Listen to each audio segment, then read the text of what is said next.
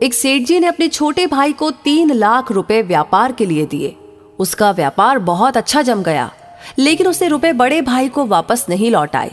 आखिर दोनों में झगड़ा हो गया और झगड़ा भी इस सीमा तक बढ़ गया कि दोनों का एक दूसरे के यहाँ पर आना जाना बिल्कुल बंद हो गया। घृणा व द्वेष का आंतरिक संबंध अत्यंत गहरा हो गया। सेठ जी हर समय हर संबंधी के सामने अपने छोटे भाई की निंदा, निरादर और आलोचना करने लगे। सेठ जी अच्छे साधक भी थे, लेकिन इस वजह से उनकी साधना लड़खड़ाने लगी।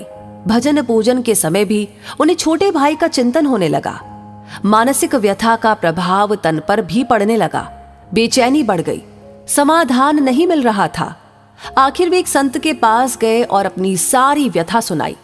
संत श्री ने कहा कि बेटा, तू चिंता मत कर, ईश्वर कृपा से सब ठीक हो जाएगा।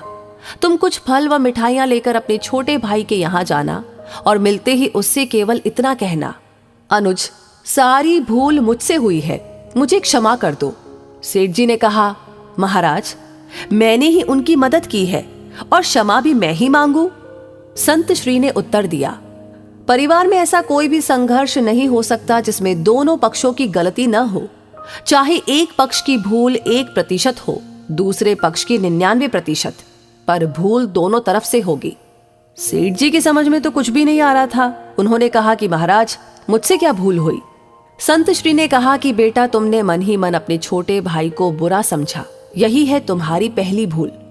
तुमने उसकी निंदा, आलोचना और तिरस्कार किया, यह है तुम्हारी दूसरी भूल। क्रोधपूर्ण आंखों से उसके दोषों को देखा, यह है तुम्हारी तीसरी भूल। अपने कानों से उसकी निंदा सुनी, यह है तुम्हारी चौथी भूल। तुम्हारे हृदय में छोटे भाई के प्रति क्रोध व घृणा है और यह है तुम्हारी आखिरी भूल। अपनी इन भूलों से तुमने अपने छोटे भाई को दुख दिया है। तुम्हारा दिया दुख ही कई गुना होकर तुम्हारे पास लौटा है। जाओ, अपनी भूल के लिए क्षमा मांगो, नहीं तो तुम न चैन से जी सकोगे और न चैन से मर सकोगे। क्षमा मांगना बहुत बड़ी साधना है और तुम तो एक बहुत अच्छे साधक हो। सेठ जी की आंखें खुल गई। संत श्री को प्रणाम करके वे छोटे भाई के घर पहुंचे। सब लोग भोजन की तैयारी में थे। उन्होंने दरवाजा खटखटाया। दरवाजा उनके भतीजे ने खोला। सामने ताऊजी को देखकर वह अवाक सा रह गया और खुशी से झूमकर जोर जोर से चिल्लाने लगा, मम्मी पापा, देखो कौन आए हैं, ताऊजी आए हैं, ताऊजी आए हैं। माता पिता ने दरवाजे की तरफ देखा, सोचा कहीं हम सपना तो नहीं देख रहे। छोटा भाई हर्ष से पुलकित हो उठा। 15 वर्ष के बाद आज बड़े भैया घर पर आए हैं। प्रेम से गला रुंध गया, कुछ बोल न सका। सेठ जी ने फल व मिठाइयां टेबल पर रखी और दोनों हाथ जोड़कर छोटे भाई को कहा, भाई, सारी भूल मुझसे हुई है, मुझे क्षमा करो। क्षमा शब्द निकलते ही उनके हृदय का प्रेम अश्रु बनकर बहने लगा।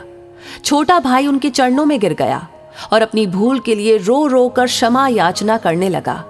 बड़े भाई के प्रेमाश्रु छोटे भाई की पीठ पर और छोटे भाई के पश्चाताप व प्रेम मिश्रित अश्रु बड़े भाई के चरणों में गिरने लगे। क्षमा व प्रेम का अथाह सागर फूट पड़ा। सब शांत, चुप और सबकी आंखों से अविरल अश्रु धारा बहने लगी। छोटा भाई उठकर गया और रुपए लाकर बड़े भाई के सामने रख दिए। बड़े भाई ने कहा कि भाई, आज मैं इन कौड़ियों को लेने के लिए नहीं आया हूं। मैं अपनी भूल मिटाने, अपनी साधना को सजीव बनाने और द्वेष का नाश करके प्रेम की गंगा बहाने आया हूं। मेरा आना सफल हो गया, मेरा दुख मिट गया। अब मुझे आनंद का एहसास हो रहा है। छोटे भाई ने कहा, भैया, जब तक आप ये रुपए नहीं लेंगे तब तक मेरे हृदय की तपन नहीं मिटेगी। कृपा करके आप ये रुपए ले लीजिए। सेठ जी ने छोटे भाई से रुपए लिए और अपनी इच्छा अनुसार छोटे भाई भतीजों में बांट दिए। सब कार में बैठे घर पहुंचे।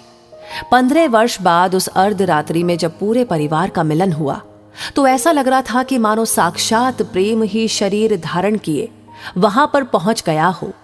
सारा परिवार प्रेम के अथाह सागर में मस्त हो रहा था।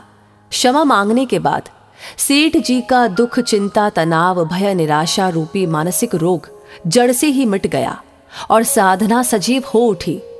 तो हमें भी अपने दिल में क्षमा रखनी चाहिए। अपने सामने छोटा हो या बड़ा, अपनी गलती हो या ना हो, क्षमा मांग लेने से सब झगड़े समाप्त हो जाते हैं।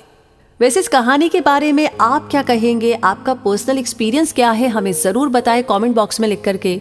और अगर ये वीडियो, ये कहानी पसंद आई हो तो प्लीज़ इसे शेयर करना बिल्कुल ना भूलें, क्योंकि आप जब शेयर करते हैं, आपके कमेंट्स जब आते हैं, आप जब लाइक करते हैं, तो ये सारी चीज़ें हमारे लिए होती है हर दिन के लिए इंस्पिरेशन, ऐसी कहानियों पर काम करने के लिए और उन्हें आप तक पहुंचाने के लिए।